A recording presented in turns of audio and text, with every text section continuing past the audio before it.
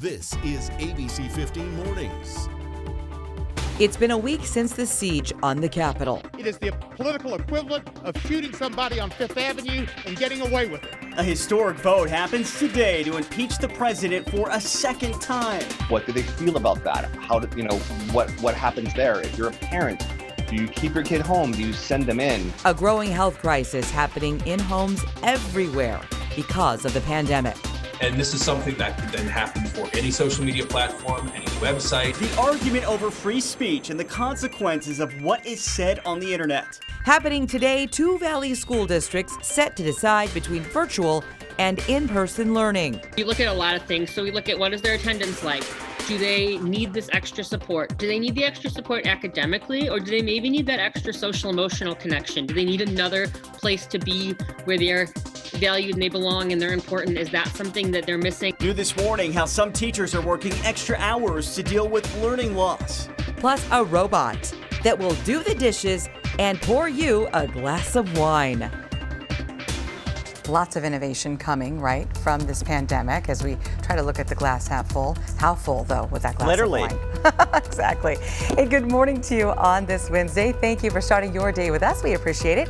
Keely O'Kelly here in studio. Our Nick Saletti is social distancing from the newsroom. Hey, good morning, everyone. And I think this morning, whatever's in your glass, you probably want to warm it up because it is a chilly start to your Wednesday. Meteorologist Iris Hermosillo joining us right now. She's social distancing from home, and she's got a quick look at that most accurate forecast. What's in your cup, Iris?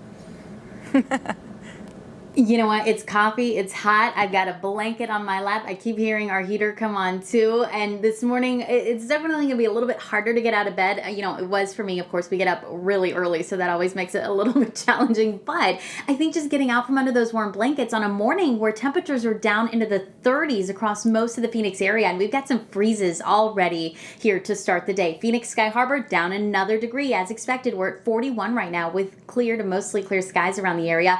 I think we're going to dip down into the upper 30s, and that's where our low will bottom out, at least at the airport. But again, we've got some freezes this morning, so grab that heavier jacket. Our temperatures will be gradually climbing through the morning, and then this afternoon, a little bit milder than yesterday with a high of 68. But this is just the beginning of our warm-up. We've got 70s setting in by tomorrow. We'll talk about how high those temperatures climb in that 7-day forecast. Hey, Chelsea, people probably have the heaters cranked up in their car for the morning drive. Oh, absolutely. I know that I would if I was driving right now.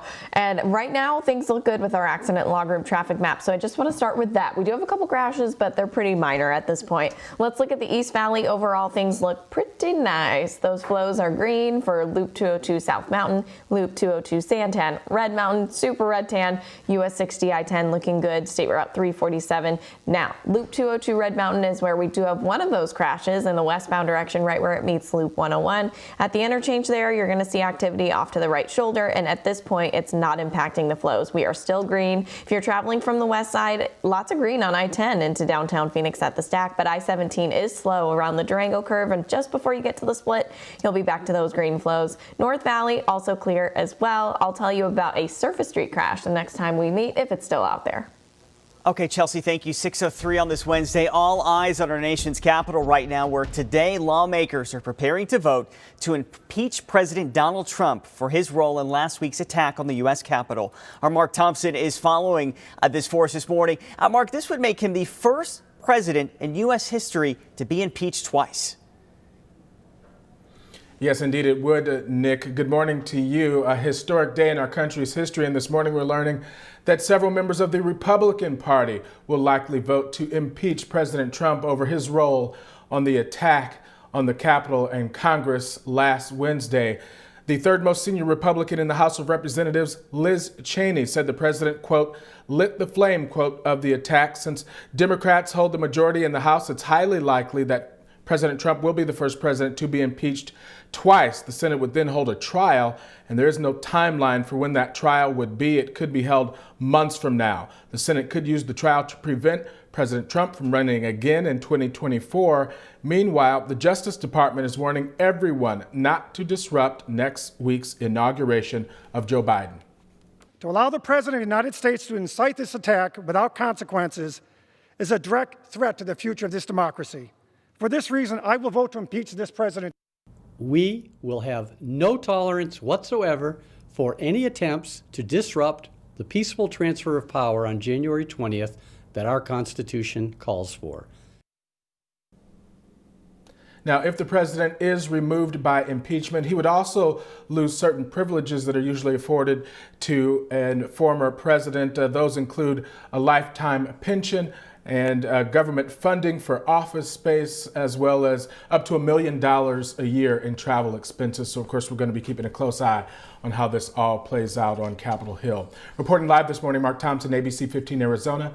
Back to you. Yeah, Mark, certainly a lot at stake here. Let's get back to local news right now. Phoenix police and the FBI now investigating a hateful interruption to the funeral service of former Phoenix City Council member Calvin Good. Officials are working to identify who was shouting racial slurs during the online service yesterday.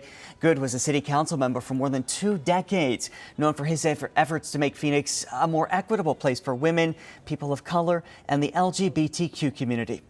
The coronavirus hitting a grim milestone in the crisis in our state. Arizona setting a new one-day record for the number of deaths, reporting 335 lives lost on Tuesday. The state also adding more than 8,500 new confirmed cases, bringing the total number to just over 636,000. And we are also dealing with a record high number of coronavirus patients in hospitals across our state. We did talk with one of the head nurses of an ICU at Valleywise Health about the conditions they are seeing now every day. We work our butts off. We run our butts off. We fight so hard for these patients, and a lot of times it feels like it's for nothing. Not for nothing. I mean, we're gonna fight no matter what, but just to see the amount of people that don't make it out, that's hard. You can just hear the sadness, right, in her voice. The nurse also says right now that they're treating some of the sickest patients that she's ever seen in her entire career.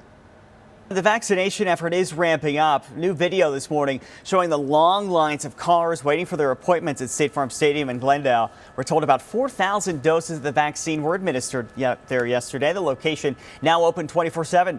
Maricopa County is in Phase 1B, which includes teachers, law enforcement, and anybody age 75 and older. To register for an appointment, go to podvaccine.azDHS.gov. We have the link on our website, ABC15.com. Well, as we continue to see some of the worst numbers when it comes to metrics in our state for the virus, a lot of us are dealing with COVID fatigue. In fact, about half of all Americans say they're struggling with mental health issues or maybe even substance abuse right now. So how can we remain up? How can we keep our minds healthy right now with so much uncertainty? Our John Genovese caught up with an expert about making the day-to-day stress at least a little more manageable. 10 months of turbulence as this health crisis continues on. Kitchen tables becoming classrooms and offices, extended family connecting only through computer screens, and masks now as common when you're out and about as a shirt and shoes. What I'm seeing over and over again is just people just feel so weighted down and just so tired of having to do that stuff over and over again. Michael Klinkner is a licensed clinical social worker. Among his clients, and like the rest of the country, he's seeing a spike in drinking, drug abuse, impulsive spending, and gambling. COVID fatigue, he says, is really decision fatigue. People having to make choices about things that had been so normal, and they now feel carry so much weight. Or like people at work about like, are they going into work? Are they staying home? If their boss decides that they have to go into work, what do they feel about that? How do what happens there? If you're a parent, do you keep your kid home? Do you send them in? So his advice, make sure you're exercising, even just a 30-minute walk each day. Find time to talk with your friends and loved ones. Watch your drinking and keep especially addictive activities like video games and social media in check.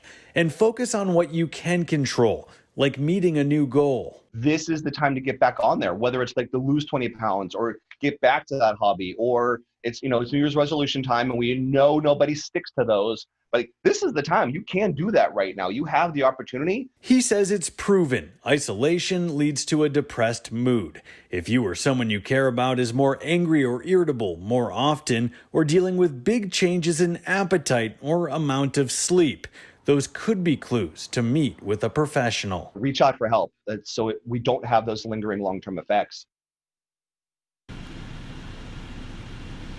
So a big takeaway in all this, look at those big issues and break them down into more manageable and maybe even daily goals. Now, the good part of all this is, given the pandemic, many clinicians and therapists are now offering 100% virtual appointments from your home. And guys, if you're insured, in most cases, there is no cost out of pocket to you. John Genovese, that helpful information. John, thank you for that. 10 past the hour, an early morning apartment fire, leaving one person in extremely critical condition. This is near 43rd Avenue and Bell Road. The fire department says 2 apartments caught fire here, one on the first floor and the other we know was the unit above. A man had to jump from the 2nd floor to safety. We're told another woman also suffered injuries. No word yet on what sparked this fire. Happening today, a much-deserved honor for an Avondale woman. On New Year's morning, Carolyn Pallas rushed to her friend's house, pounding on their front door. This is her neighbor, to let them know that their home was on fire. Minutes later, the roof collapsed. This afternoon, she will be awarded with the Life-Saving Award by the Avondale Fire Department. This is a much-deserved honor. And that's a neighbor you want, right? What an awesome lady. Up next here on ABC15 Mornings, if needles are freaking you out, well, you are not alone. Why this is becoming a real issue, who want a COVID vaccine. Plus, bigger and bigger. Nobody hit the Mega Millions jackpot last night. We'll tell you how much that jackpot has grown by. And it's not the only game in town.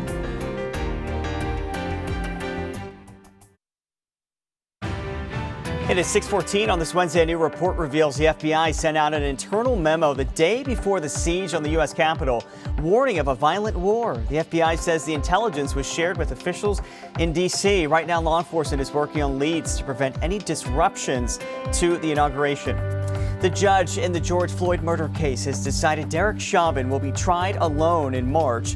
Floyd died last May after Chauvin knelt on his neck for nearly 8 minutes. 3 other former officers involved in Floyd's arrest will face a trial together in August. A new order from the CDC will require travelers coming into the U.S. to show proof of a negative COVID test. This rule takes effect on January 26th and applies to U.S. citizens as well as foreign visitors. The move is in response to the discovery of that new COVID variant in the U.K. Chelsea? ABC 15 Desert Drive Time, sponsored by Accident Law Group.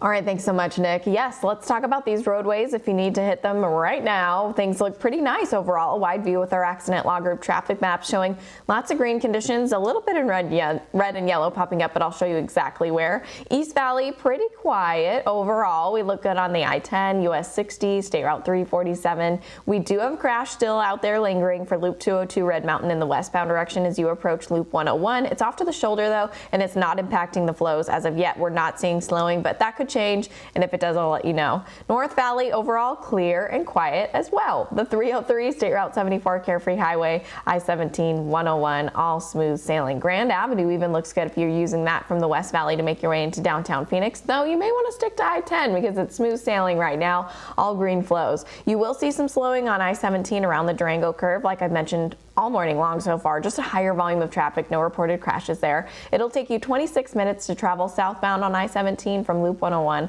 over to the Split.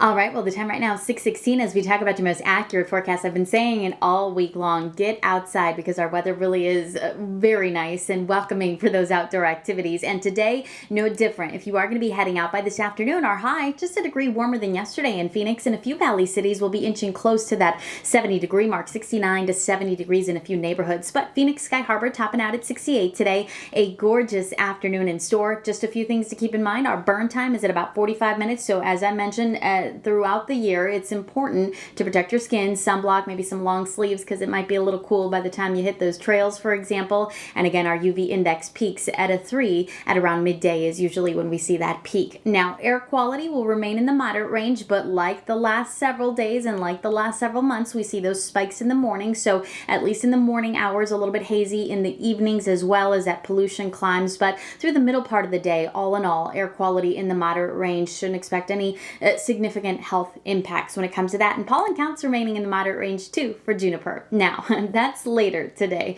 that we'll see that high temperature of 68 degrees. Right now, as you step outside, it's going to be cold, and we've got freezes in the valley. Queen Creek, the Santan Valley, down to 32 degrees. That's the freezing mark. Maricopa, you're down just below freezing, waking up to 31 degrees. It's 39 in Goodyear, 35 in Peoria. Wickenburg, you're just 1 degree above freezing at 33. It's 37 in Scottsdale, and we're waking up to temperatures in the 40s in our foothills. Cave Creek at 41, 46 right now in Fountain Hills. So a colder start to the day in the valley, and another cold morning up north with temperatures in the teens and single digits, although I'm not seeing any spots below zero at this point like we saw yesterday. So a bit of a change from yesterday for the high country. We are below freezing in Payson, waking up to temperatures right around 33 degrees in Prescott and in the 20s this morning in Kingman. I'm also watching satellite clouds and radar because we do have a few high clouds that are working their way in across northern Arizona. Those high clouds will continue to spill in across our state associated with the storm system that's going to stay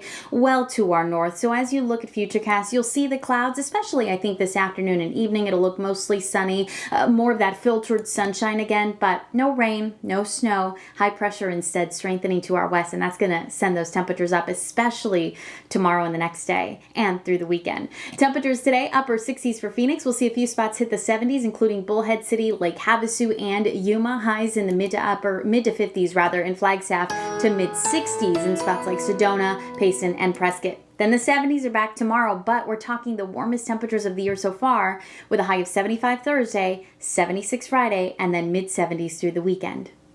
Hey, Iris, thank you. Well, as the coronavirus vaccine rollout continues across the country, doctors say now is the time to tackle your phobia of needles if you are afraid of them. The CDC estimates about 7% of adults in this country do avoid immunizations because of these fears, and doctors are suggesting you practice relaxation techniques before you get vaccinated to try to get some help. Just having this conversation with our producer today. Interesting. 619 Yelp is offering a new feature that will allow users to report whether businesses are actually enforcing those COVID guidelines. Reviewers can mark whether staff are wearing masks and if they're social distancing. If all that's being enforced, Yelp says that they hope that this will make consumers more confident so that they can support our local businesses. He won the entire jackpot, but check your numbers because more than 3 million people did win something with Mega Millions, and it means the next Mega Millions drawing is worth $750 million. It's the second largest jackpot for that game ever, and the next drawing happens Friday night. And don't forget, the Powerball drawing is tonight. The jackpot for that one now up to $550 million. Open expression or portals of misinformation, the argument of propaganda and free speech when it comes to social media platforms. Plus, how the pandemic is making it even easier to get your hands on Girl Scout cookies this year. 6:23, and by now it is likely you've heard of Parler, the social media platform dumped by the big tech companies that say Parler allows conspiracy theories to go unchecked. But now some are using the platform's removal to argue free speech. Parler is the only social media platform that protects your constitutional right to free speech. The alternative social media platform has gone silent, pulled from Amazon, Google, and Apple. It made an attempt to not only kill the apps, but to actually destroy the entire company. And it's not just these three companies, every vendor. Parler's CEO is calling it an assault on its users. Amazon cites content that it says clearly encourages and incites violence. And this seems to me like an excuse to just basically eliminate free speech at a convenient time, for them. I think what we're seeing with Parler, with Twitter, with social media is that there is kind of a lack of understanding of the concept of the First Amendment among many Americans. Andrew Selipek is a social media college professor. He says this is not a violation of free speech, but the move is unprecedented and should be taken seriously. Where the big concern is that a platform could just be completely taken off the internet. And this is something that could then happen for any social media platform, any website. Parler launched back in 2018 as an unmoderated open platform. Now it's suing Amazon to restore its web service. If I was to make a prediction, I would say that what we will see from Parler is that they will find a way to exist moving forward. I think it's going to be a little bit more difficult for them, but they probably won't make a return anytime soon to Apple or Google's Play stores. And when it comes to the First Amendment, inciting violence will never be protected. Experts say that this is a warning, though, for people on any social media platform to remember that what you say can come with some major consequences. 625, Walmart wants to take grocery delivery to a whole new level. The company is testing out the so-called smart coolers. Here they are. That would be on a customer's doorstep. It would allow round-the-clock deliveries while keeping frozen and refrigerated items cold. Walmart will begin testing them out in the spring. Girl Scout cookie season, it is almost here, and because of the pandemic, Girl Scouts are changing their selling strategy. They've partnered with Grubhub for contact-free deliveries. I think this is really smart. You can start ordering cookies on February 1st. Just go to girlscoutcookies.org. A new cookie this year is called the Toast Yay, which tastes like French toast. I have been talking so much about French toast lately, so okay, well, I feel like I manifested this cookie. It must have been, so we'll thank you for that, Nick. That sounds delicious. You're welcome. It is 6:26, and up next here at 6:30 on ABC15 Mornings, COVID case numbers are rising, enrollment numbers dropping, students learning both virtually and in person. So what is next for Arizona schools? Launching a program in the Avondale Elementary School District to help students deal with the learning loss during this pandemic. We're going to explain to you what exactly they're doing out in Avondale in just a little bit.